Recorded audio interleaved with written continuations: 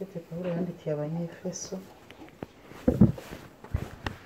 igice cya gatanu umurongo wa 19 n'umurongo wa 20.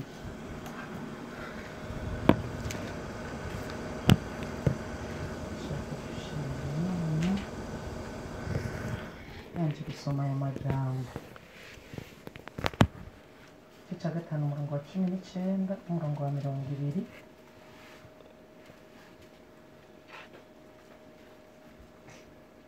Haravuga ngo mubwirane zaburi, indirimbo n'amatazirano y'ivyampwemu, muririmba mucurangira umwami wacu mu mitima yanyu. Imana data wa twese muyishimire byose iminsi yose mu izina ry'umwami wacu Yesu Kristo. Amen. Nagomba gushimira Imana nisunze aya majambo. Abaciye hano mwese mwavuze ngo dushimire Imana, kandi nibyo impamvu dufise zo gushima Imana nizo nyinshi gusumba iyi mpamvu imwe itwicaritse aha yitwikiriye. Nukuri ibyo dufise dushima Imana nibyo byinshi cyane gusumba aho twoza gushira umutima kubw'ibi bitwicaritse hano aricyo kiriyo. Gushima Imana nivyo tugomba ko nkuko Pawulo yabyandikiye ab'Itesalonika mu gice cya gatanu umurongo wa 17.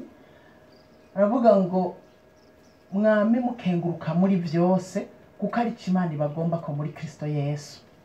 Kumbe tubayeho kugira ngo Imana iki tugomba ko no kugira ngo twame dukenguruka muri byose. Pawulo abandikira aya majambo ubwiwe yaramaze guhura n'ibimubabaza byinshi, yaramaze guhura n'ibimunezera. Abandikira b'Itesalonika kwari kubibutsa ati uko biri kose mwobabara mwohura n'ibibagerageza, ariko mumenye iki Imana ibagomba ko nukwama mukenguruka imisi yose muri byose muri Kristo Yesu. Arongera Pawulo aravyandikira Abaroma, niyavyanditse rimwe arongera aravyandikira Abaroma, aravuga ngo Imana data wa twese muyishimire, ni munyuzuze muyishimire kimwe, muyishimire kimwe, mvuze aho nasomye muyishimire kimwe. Uyu munsi kuwa gatanu bishimire, bishimire. Handitse ngo Imana data wa twese muyishimire byose imisi yose, si uyu munsi kuwa gatanu gusa, imisi yose mu izina ry'umwami wacu Yesu Kristo. Ibyo Pawulo ubuzima yabayemwo yarayobewe yuko imisi yose bitama vyera, yarayobewe ko imisi yose bitama ari iby'umunezero, yarabizi neza. Ariko arababwira ngo n'Abanyefeso, arongera arababwira ngo Imana data wa twese mwame muyishimira imisi yose muri byose mu izina ry'umwami wacu Yesu Kristo. Rero iri niryo jambo jewe kuva ndarimenye, kuva ndaritahuye, rimbeshejeho kandi bigatuma mera ukomeze uko mubona ameze uyu munsi. Aya majambo narayasomye ndavuga kumbe burya icyo Imana itugomba ko nuko twokwama dukenguruka imisi yose, biguma canke vyoroha dushime. Ndavuga nti ibintu biragoye, ariko mugabo nimba byanditse mu ijambo ry'Imana birashoboka. Cyandatangura ndagira umwimenyerezo wo gushima. Cyandasoma ukuntu yongeye arandikira Abaroma 8:28, aravuga ngo kandi kubakunda Imana byose bifataniriza hamwe kubazanira ibyiza abahamagawe nk'uko yabigabiye. Haleluya. Abahamagawe, abakunda Imana kandi bahamagawe nk'uko yabigabiye, byose bifataniriza hamwe kubazanira ibyiza. Rero ikimenyekanisha yuko uri ukunda Imana wahamagawe nk'uko yabigabiye nuko ushima muri byose, ukamenya ngo bizonzanira ibyiza. Erega hari igihe umuntu ashira tugiye mu bwenge umuntu yiyumvira urupfu ruzonzanira icyiza kigayena, ariko burya birahari. Nukuri imbere yanje birahari, sindabibonesha amaso uyu munsi, ariko birahari. Birahari.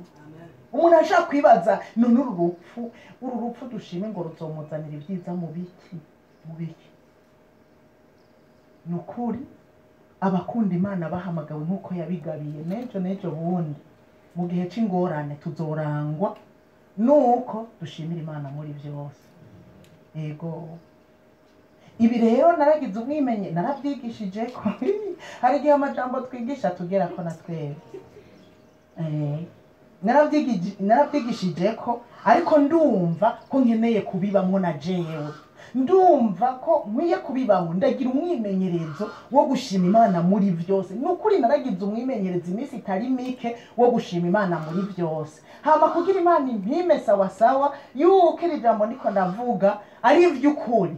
Ni ikintu ca mbere cakuretse gikomeye ni mama yaciye apfa haheze iminsi mike, nangwe kubwira Imana ntubu rero ngira umwimenyerezo wo gushima Imana muri byose. Bashobambwira ngo mama arapfuye kugira ngo impimira emwe Imana ishimwe naranesheje ico gihe aho babimbwiye nicaye ku ntebe naciye nururuka pore ndapfukama ndaduza ibiganza ndavuga nti Imana ndagushimiye ko mama apfuye. Niryo jambo rya mbere ryavuye mu kanwa kiwanje, Imana ndagushimiye ko mama apfuye, ko wemeye agapfa ndagushimiye. Bambwiye ngo nkuru nziza karabaye, naciye nduza ibiganza ivi ntiryari sawa amavi hari igihe atanyorohereza, hanyuma mugabo ndavuga nti mpagaze nunamye meze Imana iranyuma, ndaduza ibiganza ndavuga nti Uhoraho ndagushimiye ko wemeye nkuru nziza bikagenda uko bambwiye bigenza. Niryo jambo rya mbere ryamvuye mu kanwa, kandi nasanze ari ikigwanisho gikomeye nshaka kukibaha. Ni ikigwanisho gikomeye. Niwumva ngo umuntu aragututse, ereka Dawidi yaranyigishije, ariko Dawidi Shimeya akamutuka asura ivumbi genda urakagendasha ibyo wakoze nawe bikugarutseko genda asura ivumbi amutuka ingenda bagenda nawe agenda ampaharere agenda aramutuka.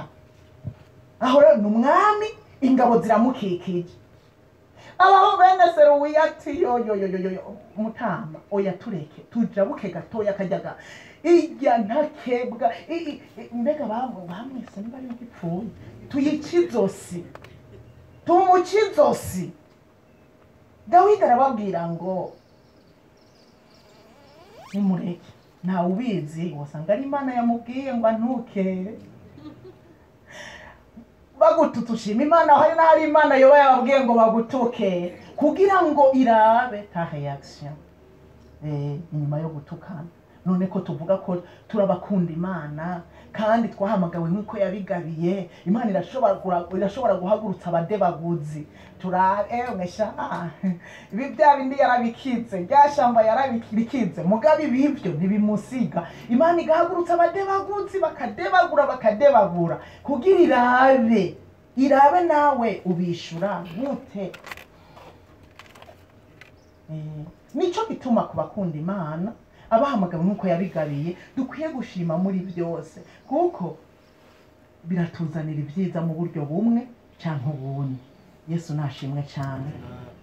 Ni mubitsi cya gihe ntuzenya ko yabihoreye Pawulo, mwagumye badebagura ngo yidacu rwa nkunzi ngo tugira turabe inzoka imukomoye ukuna kwa bukumbi dacu rwa nkunzi uburere igira ibitunganye. Pawulo yaravuze, hariho mwasomye ko yabishura, hariho mwasomye ko yabatutse.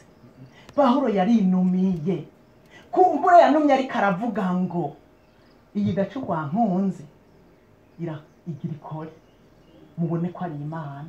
Iyi dacu rwa nkunzi iri muri jewe. Mu bisanzwe iyi nzoka inkomoye ntikomoye jewe, ikomoye uri muri jewe. Babadebaguzi baradebagura, bararindira kwa hwera barabura, bararindira kwapfa barabura, baca barahindura imvugo bati rero bwa bundi Pawulo n'umwana w'Imana, ni Imana. Haleluya. Tunume dutuze,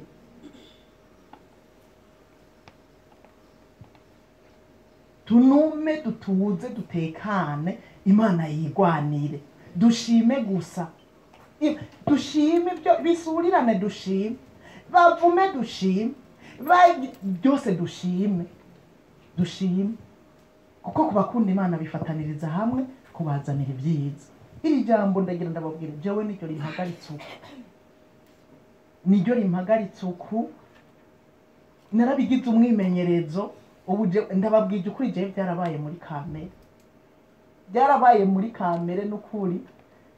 Nishake narike ngwe hasi, narika niyo mvuga Mana ndagushimiye ko mvuye ko nguye, erega ko ntapfuye ntacyo mbuza kugushimira, erega ko ntavunitse ntacyo mbuza kugushimira, ndagushimiye kuretse nkagwa, ndagushimiye biri muri jewe. Nibi byose iyo bariko baravuga ngo ibiki ngo byaduze byamanutse batuvuma, ndakubwije ukuri ikintu ca mbere nshima Imana ko wabaretse bagahaguruka bakavugira. Ndagushimiye nibavuge jewe ndagushimiye. Ibinyoni bibihe turimo, erega ibi bihe turimo bifise igihe, erega ikintu cyose gifise igihe cyacu. Ndababwije ukuri, bariko baravuga ubu bafise umwanya wo kuvuga, hari umunsi wo kugara umuntu,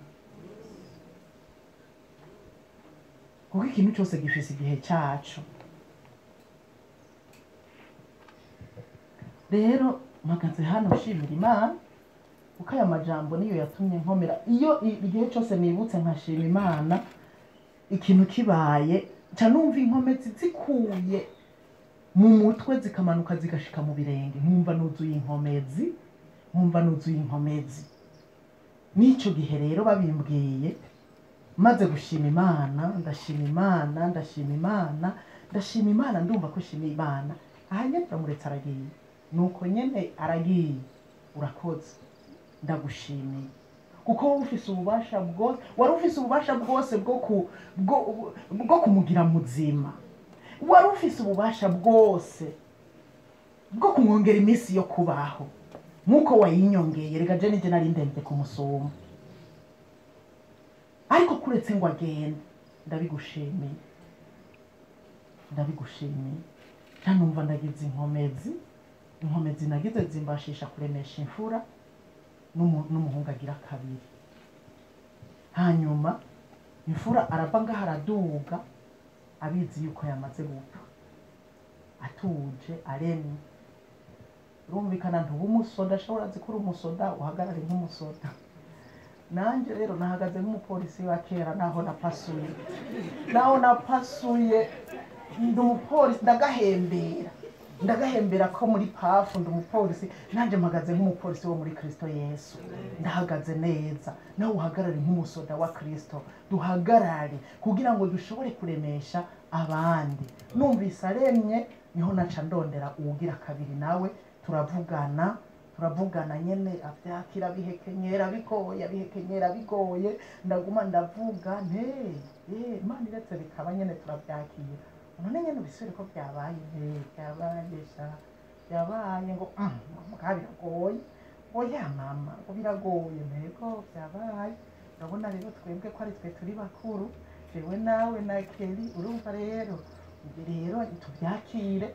Hanyuma tumaze kubyakira kugira ngo n'abandi tuze kubaremesha, ndagusabye, urabona kuri mu cyumba cya wenyene, ntube importe ngo utwagwe no kwiyumvira cyane, ngo utwagwe n'ishavu ryinshi, ngo utwagwe.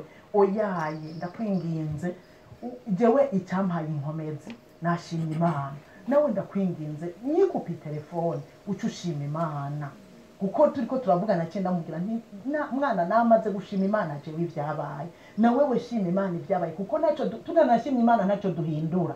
Shima Imana ibyabaye, nyikupa uca ushimira Imana, hanyuma ubyakire bibe muri wewe, ubihekenyere byamaze kuba. Ego hanyuma ngo reka ngerageze, ngo reka ngerageze mama, ngo reka ngerageze, ngo Imana ishimwe, ngo reka ngerageze. Narumva rero cyo tuguma tuvugana kugira ngo nyene tugume tuvugana, umwe wese yumva uwundi uko amerewe, ibizoba ari byiza cyane. Hawo rero jewe ngira sinari mu cyumba, nari mu cyumba iyo, nanje nari mu kindi cyumba.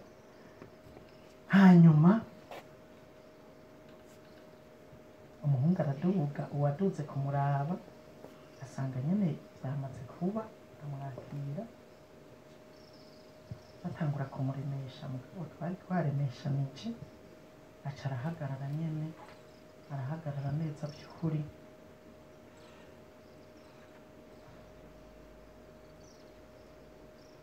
nukuri Imana niyo yaduhaye inkomezi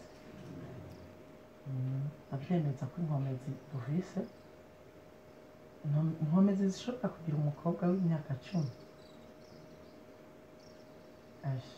ziva ku Mana abo nibo niyumvira cane avuga ntibajya abahungu bumengo barakongataye ariko ubwo bukobwa ubwo jewe sinzi ukuntu nza kubugira ninabivuga biza kugenda gute bwa bukobwa buvyakira gute kariya gakobwa kaguma kantelefona akajya rero mu minota ya nyuma yaranyagisereye mama papa ameze gute none kutanyishura papa ameze gute none we ntimuvuganaga mama ngira weje aha ndikaranyagiserera kubera yabajije mukuru we Keri amwishura ngo mama araza kukubwira kubera twari twabivuganye ko ari nza gutanga inkuru ngo mama araza kukubwira caranyagiserera none mama ameze gute bambe papa ameze gute kutambwira none we ntimuvugana nguma nikawusha ntoya n'ibindira tuvugane mu kanya indira tuvugana aho nariko ndapanga ukuntu begerana kugira nce ndabahamagara kuri ya pere video ndababwire ndiko ndabaraba hanyuma nyene ndababwire ivyabaye baregeranye ndababwira kuko byasaba aho rero je nari nabiraranye ijoro ryose nari navyirirwanye umunsi wa mbere ndavyirirwana umunsi wa kabiri aba nababwiye saa 8 niho nabibabwira kandi kuko urumva nyene nubwo yari umuvyeyi wabo yari n'uw'igihugu byasaba ko ntatanga igihugu kubivuga kuko abo ndabivuze ko mbere bari kugira ibishika bagaca babwira abandi iki byasaba ko ntatanga igihugu kubivuga hanyuma rero ndarindiye tuvyumvikanye rero ko communique bayihejeje bagira baze kuyisoma kuko nari nasavye ndabasaba ntimutse gusoma communique ntarabwira abana kugira ngo ntibumve communique ngo bumve communique imbere yuko ndababwira bayihejeje rero communique baca barambwira kugira nce mbwira abana niho rero naca ndababwira ego barabanyumviriza ndababwira ntirabukomeze nanjye sindiko ndarira namwe rero nimwanarira mugabo murire mwihanagure kuko byamaze kuba ntacyo turi buhindure ndashimira Imana nyene ko uko babigenjeje baragiye bararira akanya gato hanyuma barihanagura nk'uko twabivuganye nace ndababwira ndabasabye muze mushima Imana haba ijambo ryo gushima riba ryo riba muri mwebwe mugende mushima Imana bararira akanya gato hanyuma barihanagura abo bari kumwe bahari abambwiye ngo bari kumwe ndababwira ntoya ariko ntimubabuze kurira uwurira mu mureke arira heze wewe nyene arira heze hanyuma ndazi ko biza guhera rero mejeje kubibabwira rero murazi ko nagize emotion ari mejeje kubibabwira niho emotion zaje rero sawa zanangura kwiyumvira nyene utwo dukobwa mbega bariko bagira gute mejeje kubivuga bariko bari kumbagaza bariko bacuritse umutwe mbega bariko bagira gute ujya mukobwa umukuru yarantabaye haheze akanya yaciye anyandikira atarandika ngo mama ngo nivyo by'ukuri byo wavuze acaguma nyandikira utujambo nivyo nurumva none nyene aguma yandika utujambo nanje nkaca nguma ndamwandikira hanyuma mugabo ari karanyandikira nkaca mbona nivyo ari byo byose ntariko yandika ari kararira ibyo byose yamaze kwihanagura nari kararira hanyuma nyene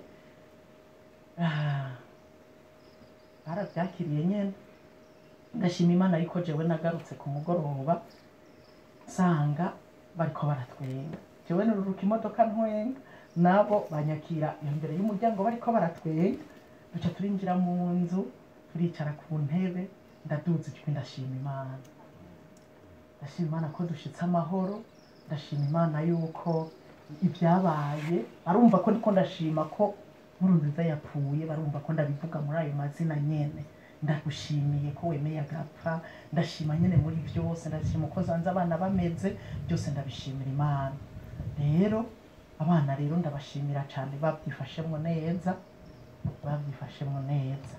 urugamba rusigaye n'urwa wa munsi murazi ko bigoye kubona ikiziga ariko hajya naho Imana izodushoboza naho Imana izodushoboza izoba iri kumwe natwe izobidushoboza.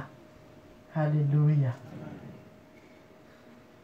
Ndafise ishimwe rikomeye kubona mwagumye mubivuga ariko bugishimwe rikomeye rifise jewe kuko nari yumva uko nari merewe. Ndashima Imana ko ndiho.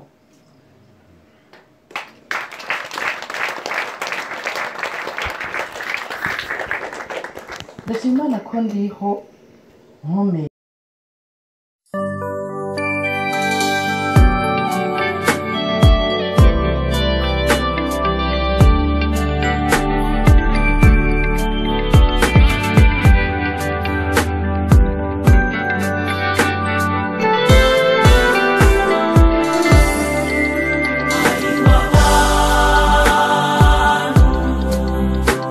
Kwa ziza mboni mana, kakara